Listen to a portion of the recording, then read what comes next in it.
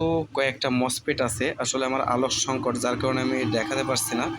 তো এই যে মসফেটগুলো দেখছেন, এই মসফেটগুলো কিন্তু খুব একটা সেন্সিটিভ একটা জিনিস। এই মসফেট যদি একটা মসফেট শর্ট হয়ে যায় তো আমার এই ডিভাইসটা কিন্তু রান হবে না।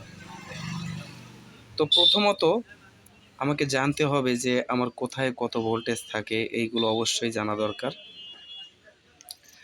তো দেখেন, এখানে কিছু কিছু ভোল্টেজ আছে, সেই ভোল্টেজগুলো আপনাকে মেজারমেন্ট করতে হবে।